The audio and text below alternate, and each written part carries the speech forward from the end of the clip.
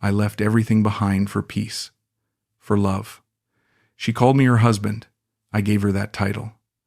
Now I live alone in a rental room with nothing to my name. This isn't the Thailand I dreamed of. This is the truth I never wanted to admit.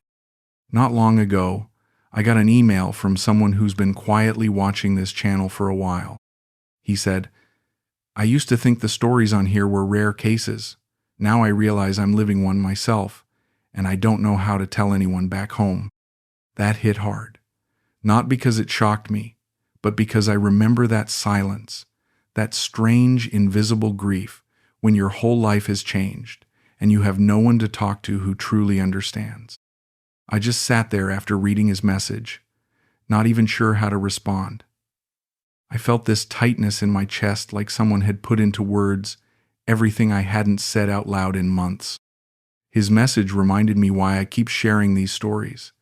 They're not just confessions, they're survival. For men like us who gave everything, thinking we found a home in someone else's arms, only to end up with questions we still don't know how to answer. If you're watching this right now, and even a part of this feels familiar, I hope you'll hit the like button, leave a comment, and let me know where you're tuning in from. I read every message. And to those of you who keep coming back, video after video, thank you. Honestly, you're the reason I keep showing up here. You've turned this channel into more than just a place for stories. You've made it a place for truth. So if you've ever given your heart and found yourself alone in the end, this story is for you.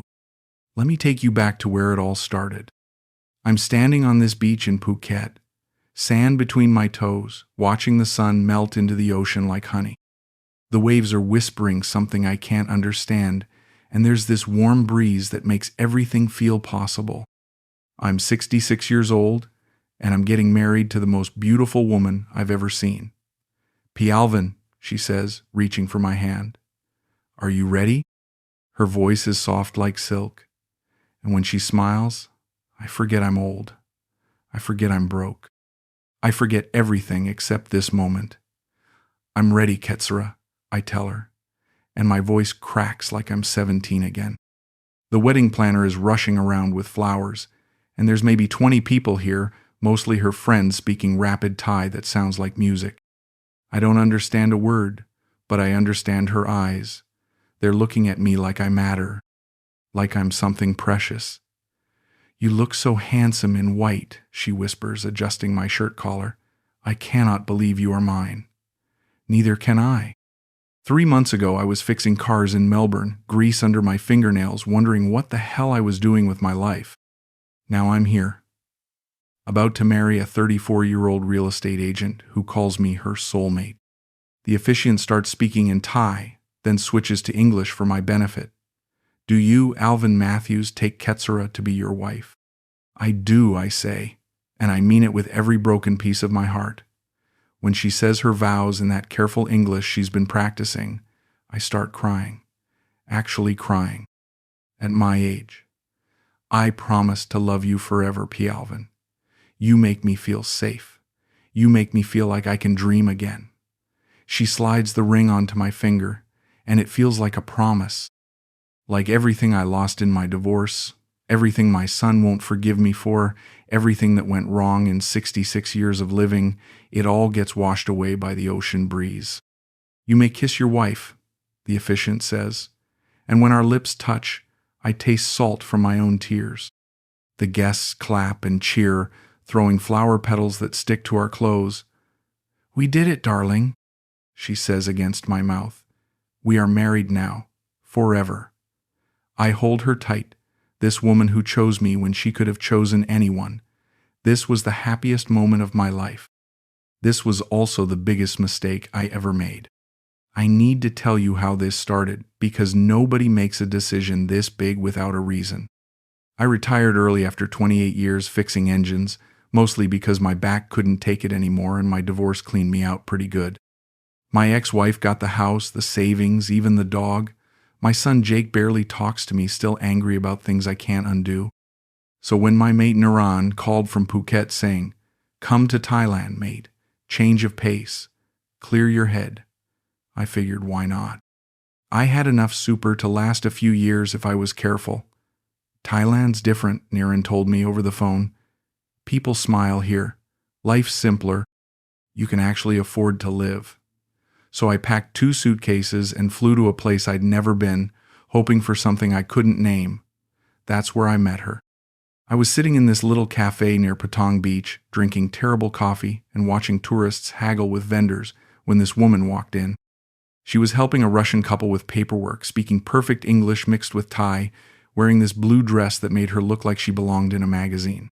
She had this way of moving, like she was dancing, even when she was just walking. "Excuse me," she said, approaching my table. "You are Australian, yes? I heard your accent." I love how Australians speak. Her smile could have powered the whole cafe. "Yeah, from Melbourne," I said, suddenly conscious of my old shorts and flip-flops. "Just arrived yesterday." "Welcome to Phuket," she said, extending her hand. "I am Ketsara. I work in real estate here. If you need apartment or anything, I can help." That handshake lasted maybe 3 seconds too long, and I felt something I hadn't felt in years. Hope. "Actually, I'm just looking around. Maybe you could recommend a good place for dinner?" "I know perfect place," she said, eyes lighting up. "Traditional Thai food, very authentic. I can show you if you like." That dinner turned into 3 hours of talking. She told me about growing up in Bangkok, moving to Phuket for work, how she loved helping people find homes. I told her about my life back in Australia, my failed marriage, my son who wouldn't return my calls. "You seem lonely," she said, reaching across the table to touch my hand. "But also kind. I can see it in your eyes. You have good heart." "Thank you," I said, and I meant it. Nobody had said anything that nice to me in months. "In Thailand, we believe good people deserve good life," she said. "Maybe you find happiness here." 2 weeks later, she said she loved me. I was sitting on her couch and she just looked at me and said, "P. Alvin, I think I'm falling in love with you. Is that okay? Is that okay?" "Lady, I would have given you my kidney." "I love you too," I said, and I did, completely, desperately, like a drowning man loves air. "I want to take care of you," I told her, "whatever you need."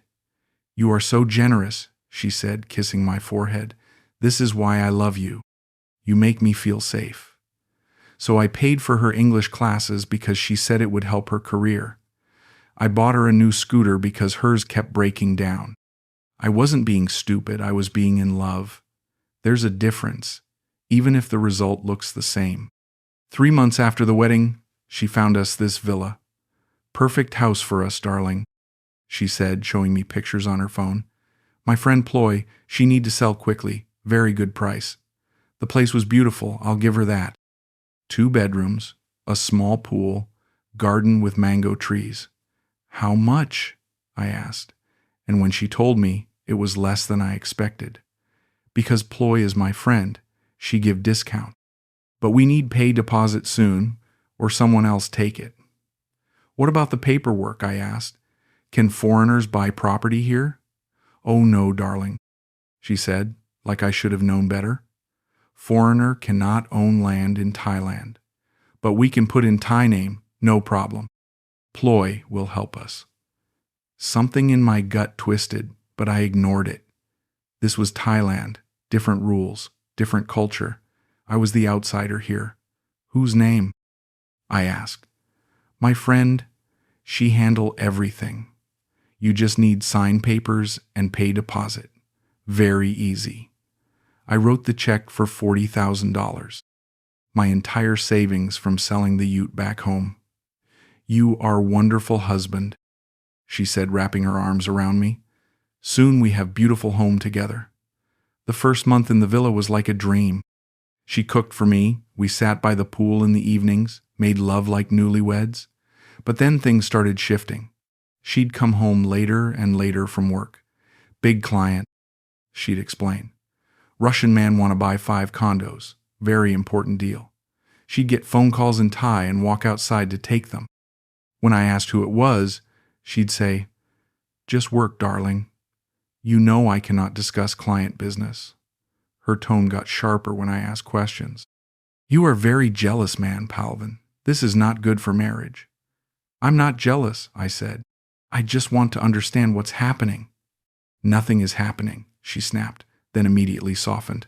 Sorry, darling. I'm just tired. Work is very stressful now. She started crying, and I felt like an ass. I work so hard to build good life for us, and you think I do something wrong. No, baby, I don't think that, I said, pulling her close. I'm sorry. I trust you. But late at night, lying next to her, I'd listen to her breathe and wonder why it felt like she was already gone. I wasn't snooping. I was looking for a pen to write a letter to my son, trying to rebuild that bridge I'd burned. She kept office supplies in the bedroom dresser, so I opened the top drawer.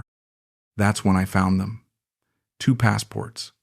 Both with her picture, both with different names. The first one said Ketsara Niran. The second one said Ketsara Radhanakal. My hands were shaking as I opened them. Same woman, same face, but in one photo she looked younger, softer. In the other, her hair was different, her expression harder. I heard her key in the front door and quickly shoved them back under the papers. P. Alvin? She called. I am home. In here, I managed, my voice sounding foreign to my own ears. She walked into the bedroom, smiled, and kissed my forehead like always. But I couldn't stop staring at her face, trying to figure out which version was real. You look upset, darling. Something wrong? I found something, I said, and pulled out the passports. Her face went completely blank. Not surprised, not angry. Just empty. Where did you get these? She asked quietly. In your drawer. Why do you have 2 passports with different names? She sat down on the bed hard, like her legs gave out. Then she started crying. Big, loud sobs that made her whole body shake. Oh, P. Alvin, I wanted to tell you, but I was scared. Tell me what? My family. There was big problem when I was young. My father, he did bad business. I had to change my name to protect myself. Niran is my real name, but I use Ratnakal for work because it is safer. She looked at me with those big brown eyes, tears streaming down her cheeks. I should have told you before wedding, but I was afraid you would think I am liar. I wanted to believe her. God, I wanted to believe her so badly. Why didn't you just explain this? Because you would worry, she said, taking my hands. And this is old problem, from long time ago. It has nothing to do with us. 3 days later, I was making coffee when her phone buzzed on the counter. A message in Thai, but I could see the sender's name, Nati. There was a heart emoji next to it. When she came out of the shower, I handed her the phone. Someone named Nati sent you a message with a heart. Her face changed again. That same blank expression. He is just friend from school. Thai people use heart for everything. It means nothing. Can I see the message? No, she said quickly. It is private, about his family problems.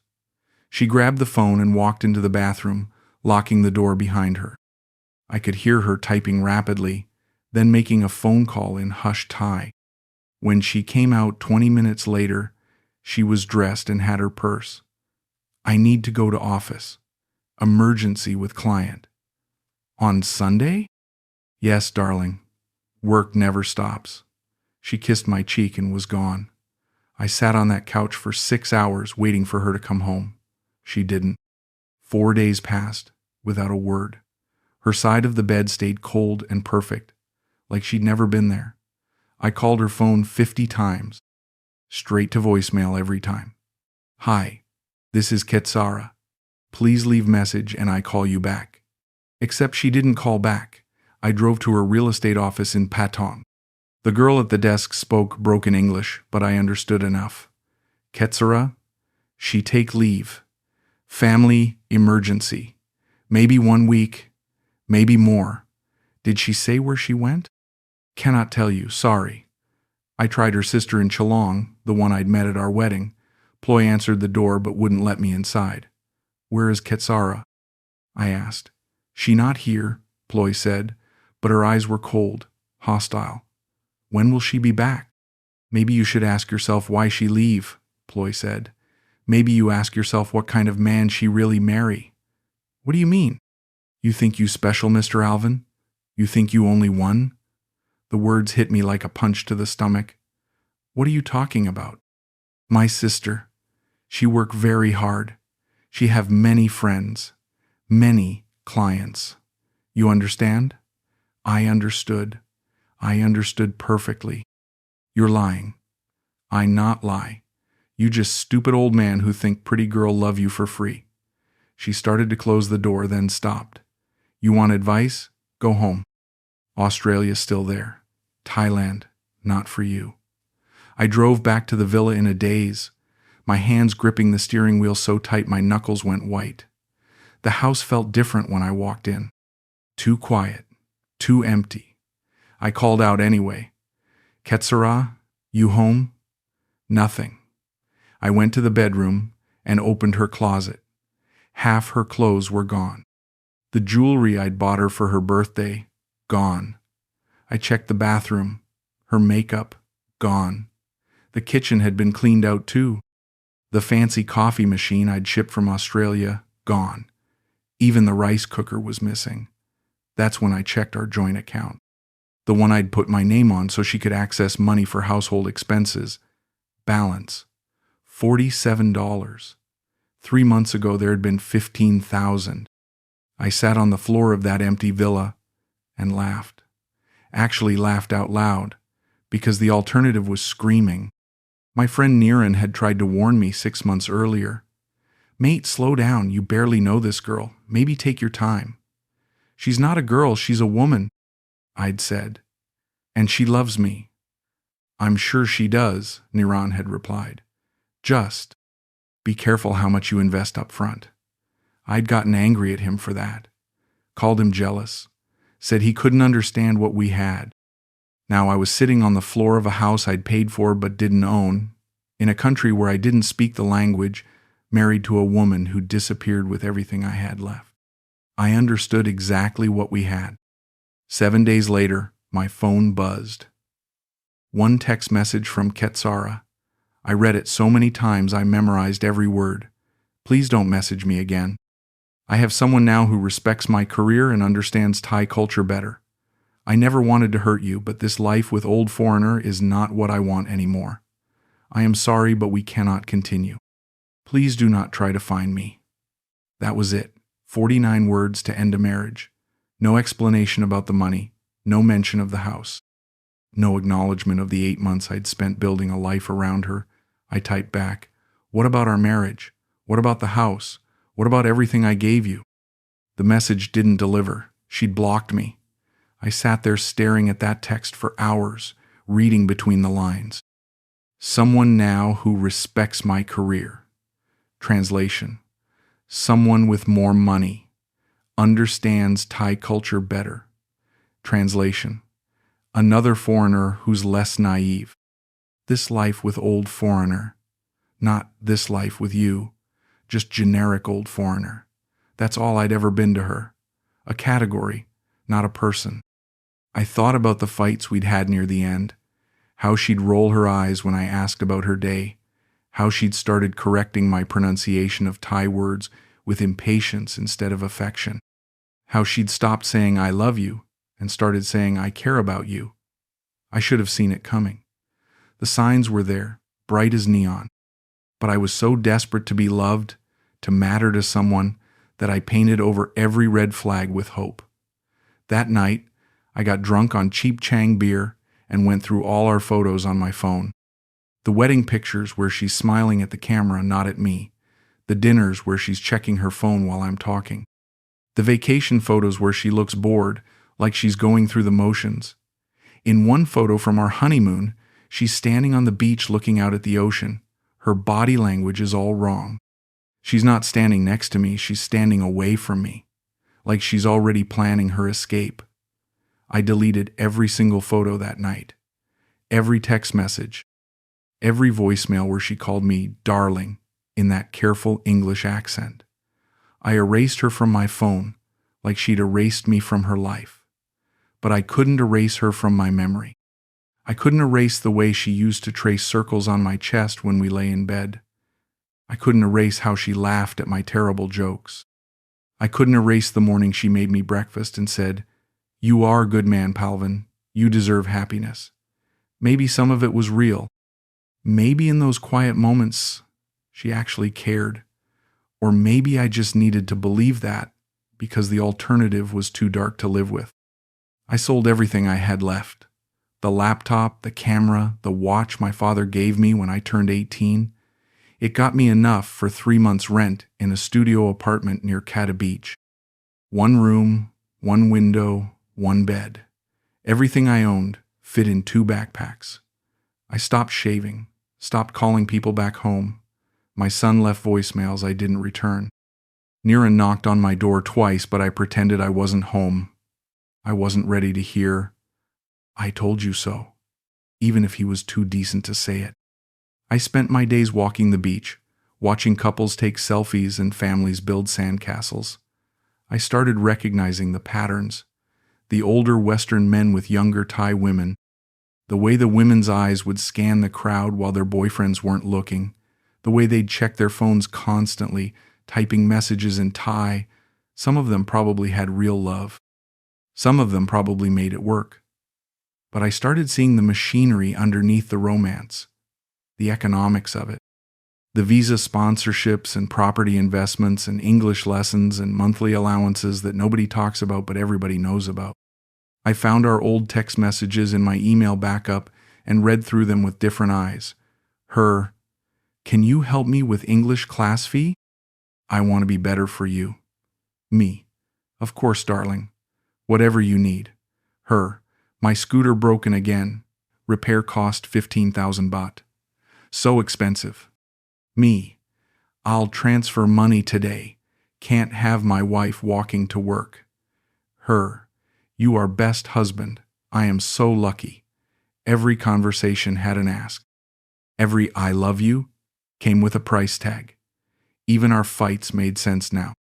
She'd get angry when I asked too many questions, not because she was stressed from work, but because I was getting too close to the truth.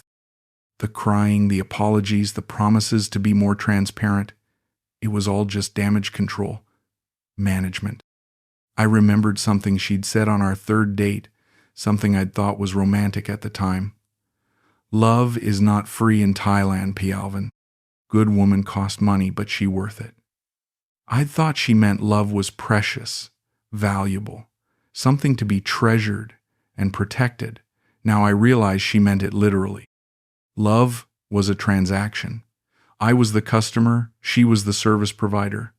Everything else was just packaging. But here's the thing I didn't expect. I stopped being angry. Sitting in that tiny room, listening to the waves through my window, I felt something like peace. Not happiness, but clarity. She'd done exactly what made sense for her. A 34-year-old woman in a country where the average wage is $300 a month meets a lonely old foreigner with money to spend. She plays the role, collects the payment, moves on to the next client. I was the one who built the fairy tale around it. I was the one who needed her to be something she never claimed to be. I'm sitting on the same beach where we got married, watching the sun set like it does every night, indifferent to human drama. There's a couple taking wedding photos 20 feet away from where I said my vows. The bride is Thai, maybe 25. The groom is German or Dutch, maybe 50. She's laughing at something he said, and for a second I feel that familiar pain in my chest.